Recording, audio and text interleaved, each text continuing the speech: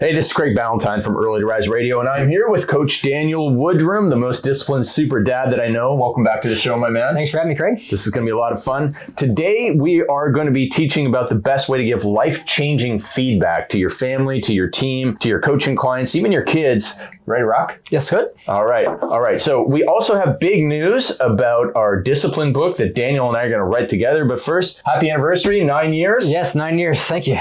All right, my man. Where did you propose to Brittany and why there? Oh, never gotten that question before. So this is actually a funny story behind this. I proposed to Brittany back in 2013 in Greenville, which is where I'm from. At the time, I was living in Charleston. I moved there a couple years prior to open up my first business. And it was actually Thanksgiving time. American Thanksgiving is on Thursday. On that Saturday, I'd made a decision to propose to Brittany downtown. And there's this beautiful river downtown Greenville, and there's like this little cliff right there. And so I had some family friends go ahead and set up this romantic little blanket, these flowers. And I told her we're gonna go downtown and eat lunch with some friends. So we start walking downtown, and she's like, where are you taking me? Why are we going by the river, Daniel? The restaurant's over that way. I'm like, just follow me here. And so when she saw it, she was like, what are you doing? So we're going to do a little picnic here. I wanted to surprise you. And so I had planned on actually sitting down, talking to her for a little bit, and then proposing to her. I was so nervous. As soon as we got to the rocks, I just dropped down on one knee, and I was like, will you marry me? And here's the funny thing, a little backstory is the night before, we had gone out and had some dinner, had some drinks, and we got back to the house, and we had a little argument. I don't remember what it was about, but she got pretty upset at me. And we kind of went to bed mad at each other, which is something you should never do, by the way, relationship advice there. And so when I dropped on one knee, she starts crying, and she's just sitting there crying, and I'm like, please give me an answer. Is it yes or no? And she's like, I'm so sorry. I was so mean to you last night. I was like, Britt, I don't care. Please just give me an answer. She's like, yes. Give me a yes right? answer. Give me a yes answer. So we end up embracing each other, hugging. Well, all of a sudden I hear all this clapping, this loud applause. There's this bridge over the river. I looked up, there must have been 15 or 20 people like clapping, watching, video cameras out, and like this spectacle. And so we get done, and this old lady on a cane starts walking down on these rocks. She's like, I got this video for you guys. I just want to give it to you. So we exchange numbers, and we have a picture and a video of that. But yeah, it was quite the story there. Man, that is impressive. And I agree, never go to bed angry. That's like a cliche and stuff. Yeah. I have lived that from day one with Michelle. So I agree, definitely, because I don't know what it would be like to wake up and have to deal with that, but it is something that I avoid. So now, 10 years on, you're a family of 5 and a dog. One dog? One dog, yes. Yeah, and that's a good crew. That is a good crew. Good crew. So what is your best family leadership lesson for all the parent entrepreneurs that are watching? Yeah, so to me, it all comes down to communication. One of the systems that my wife and I implemented actually just about a year ago, we've tried all these different things to figure out how can we better communicate with kids, keeping up with everything going on, the chaos of life, if you will. And so now every Sunday, we sit down together and we do a Sunday meeting, and we just look at the schedule ahead, like, okay, what kind of appointments do we have this week, both for the kids, both for each other? Who's gonna be doing school drop-off? Who's gonna be picking the kids up from school? And we just make sure that we're all on the same page. It takes 15 or 20 minutes, but just really allows us to make sure that we're aligned and that we know exactly what is expected of each other, both as parents, but also as spouses, to make sure that we're on the same page. Because before we did that, again, we'd often find each other, we'd get frustrated with each other, but we didn't clearly set expectations and communicate. And that's not fair to anybody. Yeah, that frustration, that lack of communication, that's where all leadership kind of breaks down. Yes. So that's what we want to break down in this session today. And where I think we should start is with feedback, because a lot of business owners are top down, kind of the boss, they give orders, and there's not a lot of feedback back and forth. So what is the number one reason that most leaders don't provide consistent feedback to their team members? Yeah, I think it comes down to, we just talked about expectations, with your spouse. It's also expectations in your business and with your team members. A lot of times, obviously the nuts and bolts of how to provide feedback, which I know we'll probably talk about here in a little bit, but just in terms of most business owners don't know what to provide feedback on. They don't have clear expectations for each of their team members. And one thing that we learned from another coaching program is this A-Play agreement that has really been a game changer for us in our business, but also our coaching clients. And it's just a simple document, a simple agreement where it breaks down every single team member's position on your team. And it says, what is the expectations on a daily basis? What are the 5 to 10 main responsibilities, expectations on a daily basis, on a weekly basis, and on a monthly basis? That way there's no gray area to either black or white. And then at the end of that document, there's also some KPIs to make sure that you've got some, key performance indicators to make sure that you know exactly what is expected of your team members. And it's got to be specific though, Craig. Like you can't say, send me a weekly report by the end of the day. Well, what does that mean? Is that at 3 o'clock, 5 o'clock? Is that midnight? It's got to be clear and concise so everyone is on the same page. And once you know what to provide feedback on with the expectations, then you can go into some actual feedback systems. Yeah, and I think one of the most important things about the 8-player agreement is that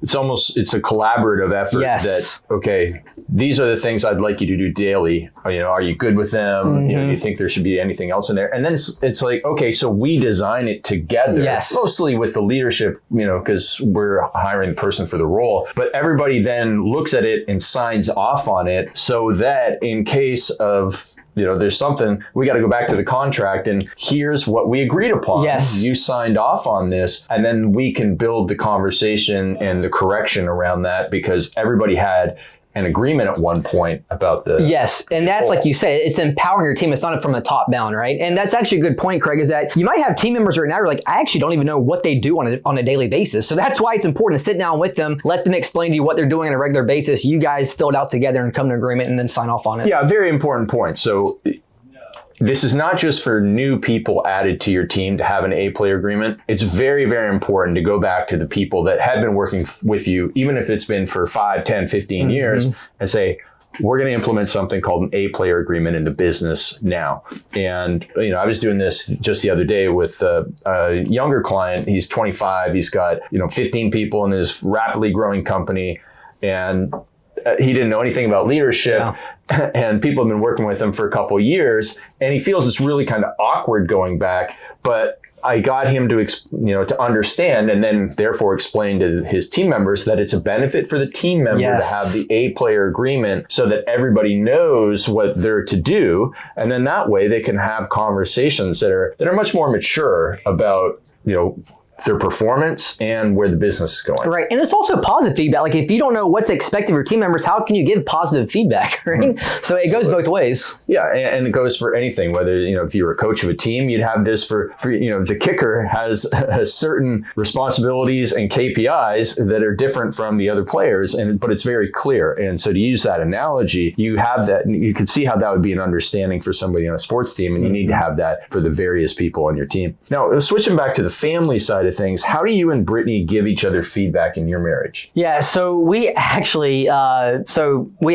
sit on the couch. We call it couch time. I know some people, don't necessarily agree with that, which is fine, but we need to have intentional time. So we usually put our last kid down, our youngest daughter down around 7:30. Our older 2 kids, 3 and 5-year-old, go to bed at 7 o'clock. And we sit down once per week and we actually ask some questions to each other like, hey, what is something you appreciate that I did this week, right? What is something that I can do better for you over the next week? And we just ask a set of questions and we make sure that it's a safe space. We can be very vulnerable, be very open with each other. And it's actually got recommended to us by a therapist. And the first couple of times is a little bit awkward, but after we started doing it and we saw the benefits of it, it really helped us out. And so I feel like if you can have, again, it's all about having intentional time. Like having conversations in passing is obviously okay, but when you can actually sit down and have intentional time to ask or, talk about some specific discussions, it just really makes the biggest difference in the world. So you saw benefits of it. What were those specific benefits of it? Yeah. So one is obviously feeling more appreciative of each other, right? Like, oh, I didn't realize that, me helping out, giving the kids bath meant so much to you, right? Or if there's something like, hey, Daniel, I've noticed that the last few times you haven't been loading the dishwasher, and just having those expectations, conversations, knows of things that we can work on. We have this motto of, hashtag Team Woodrum. So we always make sure that we're on the same page and that we're working together. Now, you did something recently that sounds interesting, is that you actually gave up weekly date nights. Why did you do that? Yeah, it honestly, with 3 young kids, it just felt forced. It felt like, oh, well, everybody else is talking about the power of weekly date nights, and we started doing it, but then we'd fall off for a week or two and we start finding ourselves getting frustrated with each other or, and feeling like, well, what are we doing wrong? And so we're like, you know what? We've got other systems in place for consistent communication. So let's now just go to a monthly date night. Let's make it more special. Let's have more time to actually plan it out, right? Let's go out longer for 4 or 5 hours instead of just an hour or 2 dinner. And for us, we've had a lot more compliance with that of just doing the monthly date night. It just felt forced, honestly. Okay, great. So then back to the, team member, team leader, you have different types of feedback. Take us through those. Yeah, so there are two different types of feedback. You can do what I call proactive feedback and then reactive feedback. And I like to say on the reactive feedback first. So for a long time, when I realized the importance and the value of providing feedback through just my own ups and downs as a leader early on in my career, I was always trying to find what is a good feedback system that I can use, right? And either, people would just say, oh, well, just provide feedback. Like, well, what does that mean? Or you would find all this, like, I call it corporate talk, all this like fancy talk, fancy words, fancy terminology. It just didn't seem realistic for, your everyday business owner. And so out of necessity, I created what I call the feedback freak system. And if you're cool with that, I'd like to go through it real quick. Sure. And I think it's one of the most powerful systems that I've used. We've used it with a lot of our coaching clients with great success. And so the freak is an acronym. The F stands for frequent. You've got to be able to provide frequent feedback. And I know it's a very subjective term. Like, what does that mean? All I can tell you is that, including yourself and me, Craig, we could all provide more feedback. Like, you can always provide more feedback. So providing frequent feedback is very important. The second thing is the R. The R stands for real time. You've got to be able to provide feedback in real time. Like, you cannot provide somebody feedback. Like, if you're having an annual evaluation and a team member did something 3 months ago, and then you wait until the annual evaluation to address that, like, how is that beneficial? How is that valuable? The way that I always say it is, imagine you're going through a workout with your personal trainer, and at the end of the workout, they say, well, in rep number 2 of your second set of squats, your knees were coming in. They're like, what are you talking about? Right. I don't even remember how that felt or when that was, etc. So yeah, people, and there's so much time between it. People make up stories and all types of things happen. So the real time aspect of the feedback is so important. It is. It's much more valuable, and it's, like you said, it's fresh to your mind, and both parties are going to understand it. And then also, you got to be careful though. Like, if you're in a group setting and you want to give feedback to somebody, I would just pull them aside after the fact, because you certainly don't want to criticize somebody in front of everybody else. So you need to be careful of that. But real time, you got to provide feedback in real time. The E, which is my favorite, Craig, is extreme ownership. You got to be able to take extreme ownership. For me, I don't like confrontation, and so a lot of times I put off feedback early on in my career. Like, I don't want to ruffle anybody's feather. I'm a people pleaser. I don't want somebody to get upset at me. And so what I realized is that if you're 1% responsible, you're 100% responsible. So when I kind of adopt that mentality, now anytime I provide feedback to a team member, even to my wife, I always take ownership first. Hey, let me first take ownership. I clearly did not do a good enough job of explaining to you how to do this certain task or responsibility and why it's important. So for me, that's on me. So I'll take ownership of that. But moving forward, we must, and then you can address the actual criticism. But by taking ownership first, that kind of breaks down the wall. They're going to be more receptive. It's not like, hey, this is your fault. This is our fault. And it also, if you are like me and you don't really love confrontation, it actually helps you open up that conversation because you are taking responsibility first and foremost. Have you found that you have been able to grow your capacity to take confrontation? Not necessarily through this, but just in general. I have. I think that I think just because now I have a system to follow. And then two, I realize is that most people, when it's done correctly, everyone's very receptive to feedback. People want feedback. They want to get better. And so I do feel like now I'm able to lean into those tough conversations more just through reps and experience. So all of your fears about confrontation, have any of the worst fears ever come true? No, I've never gotten punched in the face and never gotten cursed out. So no, it's maybe it's a Southern gentleman accent. I don't know, but no, nothing really terrible has ever happened. To be honest with you. So are you gonna lean in? I'm gonna lean in more. I need to lean in more. That's actually a great point. Until I get punched in the face, and I'll blame you, Craig. No, that will not happen. All right. So did we cover everything? Well, the E is extreme ownership. The A is actionable plan. When you're providing feedback, like let's say that you have an assistant that just started and they're sending you a daily report, and if you say, hey, I need you to be more detailed in the daily report. This is not as detailed as I like it. What does that mean? You've got to be detailed. You have to provide a very clear action plan with accountability on the back end. And then the K kind of brings it all together. The K is kill the issue. If you go through this acronym, you'll kill the issue and you can move forward. Okay, so the feedback freak is frequent. Yep. Real time, extreme ownership, actionable plan, and then kill the issue. Yeah. And the one thing I think we were talking about the real time, and you said, if you've got to correct somebody, you got to pull them aside after, because you have a really great phrase about giving feedback and the importance of recognizing people and praising people that is different than correcting people. Yeah. I always like to say what gets recognized gets repeated. So I always say that, when you have team members, everybody wants to make more money. Everybody wants to have more financial security. But honestly, Craig, in my opinion, just as important is people want to feel recognized. They want to feel appreciated. They want to feel valued, because most people don't get that in their home life. And so if you can really show appreciation and recognition, not only does it provide more loyalty to your team members, but also they're going to want to repeat that behavior because they got praised for it. And you do a great job, this guy. I got to give you all the credit in the world. Like, you do a great job of recognizing. And anytime I get a text or an email or message from Craig, even though I've got hundreds of them over the year, like, I want to repeat that behavior because I want that same dopamine hit again. Well, hey, that's really great. And then, so the combination of the correction, the one thing I was thinking about there is, I was always taught to correct in private and praise in public. Yeah, that's good. And so when you are praising people, you get this like ripple effect. If you praise one person in front of a group for a certain behavior, now all of a sudden, because that's been praised to one person, other people are going to start doing it. Yes. But again, like you said, make the praise specific, make it specific. It's got to be specific so they can repeat that same specific behavior. How do you use that concept at home with the kids? Yeah. So, I mean, same thing. Like if my son brushes his teeth, right? We're trying to still incorporate good behavior with that. Like, I'll praise him in front of my daughter, right? And so just praising in public as well, praising in front of the other kids can help repeat that behavior as well. The cool thing is our daughter is 2 and just started, she just sees me brushing my teeth. Yeah. And like she just she has a little toothbrush in there, and as soon as she hears me go into the bathroom, she's in there, and it's like toothpaste. What did she say? Like toothpaste, something like that. And so we go through this little ritual, and she like fake spits into the sink, and it's really cute. But it's definitely the behavior is caught, not taught, right? Yeah. Anytime we try and teach her anything, it doesn't work. Yeah. How has your discipline, I'm that caught, not taught. How has your discipline impacted your kid? Because you're a very self-disciplined person. That's what I mean by that. Yeah. Everybody watching Daniel is so disciplined. How does that impact your kids? I've got Does it rub off on them? Yeah, I've got a couple of stories. Actually, one recently. So this was actually just a few weeks ago. We'd gone to church. It was a Sunday, gone to church, and then came home and went to the pool. It was like 2:30 in the afternoon, and we came back. Kids took a bath upstairs, and I came downstairs. I actually fell asleep on the couch. I was tired. I think I had the Masters golf tournament on, watching on TV. And then I happened to wake up, and then when I woke up, Britt was in the kitchen, which is attached to our living room. She's like, "Daniel, look outside."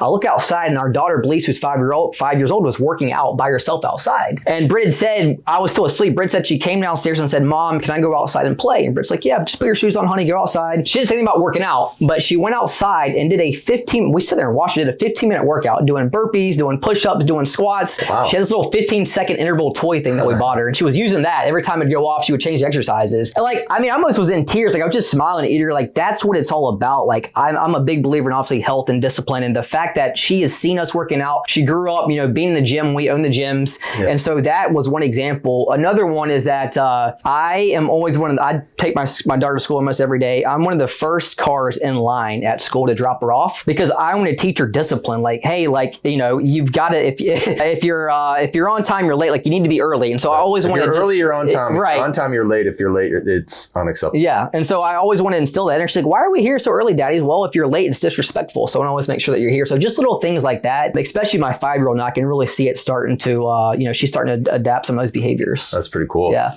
So back to the gyms that we did own, and we owned them together. And so several years ago, you were the hands-on in the trenches on the front lines. We had a challenging situation where, we had a high energy young guy as an employee of ours, and he caused a lot of hardships by, taking a few clients and going somewhere else. But through this situation, you learned a valuable lesson about ownership and trust. So give us a quick story about that and the lesson that you learned. Yeah. So like Craig said, we opened up our first Fit Body Bootcamp location in Charleston, ran that for about a year. A lot of big success right away. And so we decided to open up a second location 3.5 hours away. And so my wife and I at that time had moved to the second location to get that one up and running. And we had hired this gentleman as the manager to run this first location for us. And after some time, a number of months, we'd realized that he was doing some unethical things, stealing some things from us. And so we ended up having to let him go. And it was really hard because we didn't want our clients to know what happened. Like, it's none of their business. So we just kind of said, hey, we had to part ways. We wish him well. And so a lot of people got angry at us because all they saw was this high energy trainer, right? This awesome guy. We're not going to spill the beans. We're not going to say all the, the private stuff. So we had to keep it professional like that. Well, a lot of our clients ended up following him. He opened up a gym down the street. I mean, we lost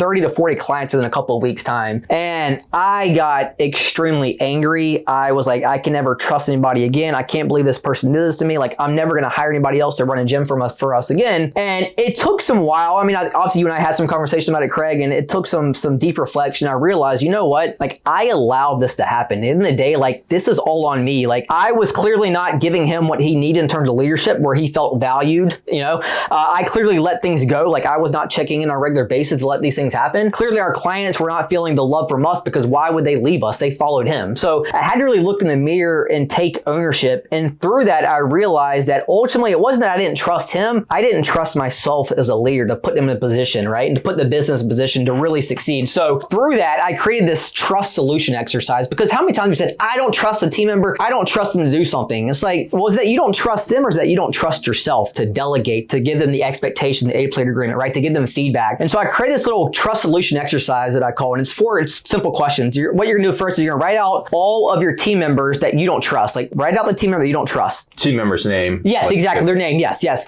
Under that, what specifically do you not trust them to do? And if it's a number of things, write those out as specific as possible. Under that, you're gonna write out why don't you trust them to do those specific things, okay? And then to me, the most important one is why or how are you at fault for this? Like, how am I at fault for this? And what are you gonna do to fix that? So in the day, it takes the responsibility off of them and puts the responsibility on you to make the changes, so then you can earn back the trust from them. And if you go through this exercise and you still realize that you can't trust them, you need to let them go. Like that, to me, that's the line right there that you need to part ways and move on and find somebody else. Yeah, that's good. Thank you, man.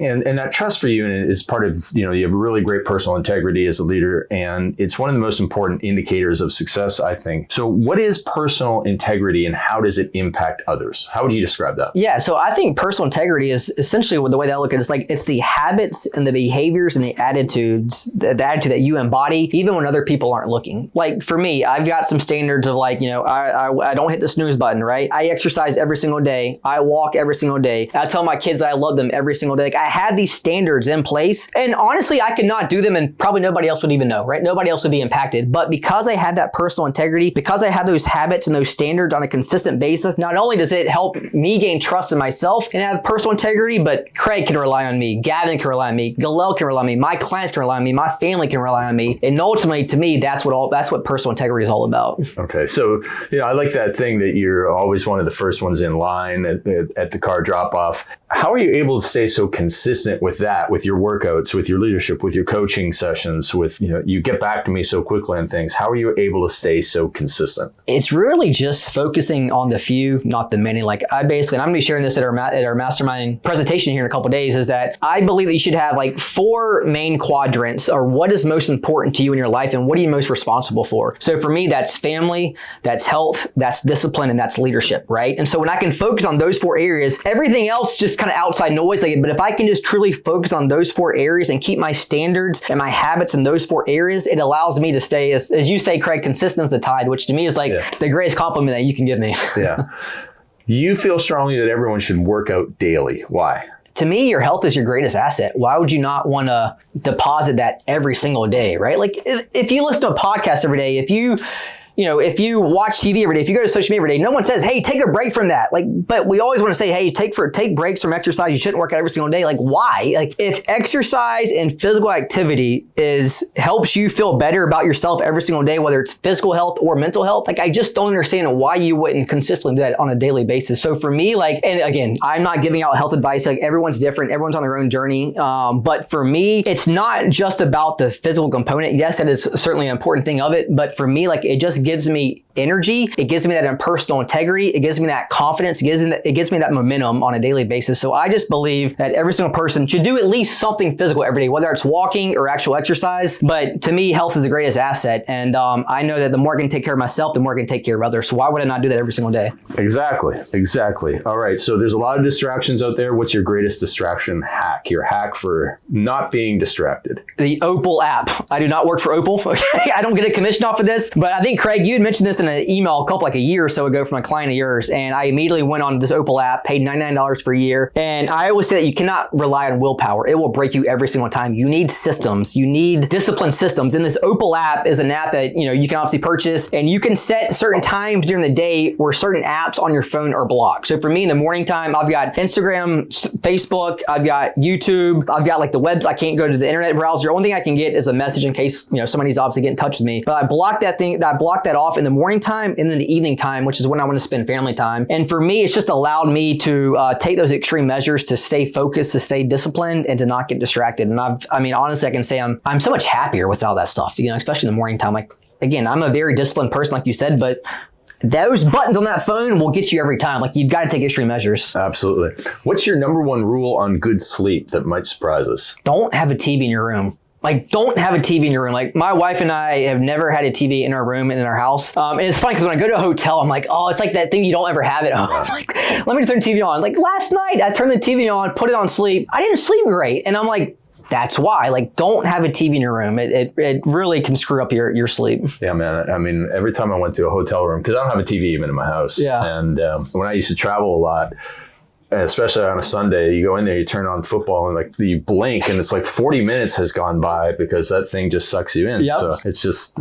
keep it out as much as you can. All right, last thing, back to something about your wife. Brittany says you have an amazing story on how you became a country music fan. Can you tell us about that? Yeah. So born and raised in South Carolina, like big country music scene. You would think I'd be a country fan, from the get-go, but I never liked country music. All my friends did. My family listened to country music. I was always a rap hip-hop guy. And so when I moved to Charleston back in 2011, I opened up my first kickboxing gym. And about a year afterwards, somebody walks in the gym I recognized. Holy crap, that's Darius Rucker. Obviously, formerly of the Hootie and the Blowfish, then became a country singer, one of the more popular country singers. He ended up joining my gym, and I started seeing him there on a regular basis when he was obviously in town. And we started building a friendly relationship, if you will. And then one day, he invited me to go golfing with him. He's a member at this very exclusive golf club in Charleston. Again, this was back in 2013 or 14. And so I'm like, oh my God, I'm thinking to myself, like, what if Darius asked me, like, what my favorite song is of his? Like, I don't really know any of the songs. So I started listening to country music, mainly because of that. I ended up actually falling in love with it, and now I listen to country music all the time. So because of Darius Rucker, if you're watching this, Darius, thank you so much. I am now a country fan, but yeah, it was all because of Darius Rucker becoming a member of the gym, and I didn't want to embarrass myself when he asked me what my favorite song was. What's your biggest leadership lesson from country music? Oh God, that's a great question. Take care of yourself, right? Go fishing, hang out with your dog. Funny enough, is actually self-leadership is the first level of leadership. So, if you can't take care of others, you don't take care of yourself. So I would say just do more things that you enjoy doing, create more time freedom, which is what we do for coaching clients. Absolutely. Daniel, this has been awesome. Really excited to have you as my co-author Thank you for the opportunity. The Discipline book. Not sure what it's going to be called, but we're going to have that done really soon, because I talk about Daniel a lot in the book. We talk about the Opal app and how it's helped him and how he's helped our clients. So Daniel and I are going to have the Discipline book out sometime this year, and we look forward to having you read it. This is Craig Valentine from Early to Rise Radio. Looking forward to seeing you on the next episode.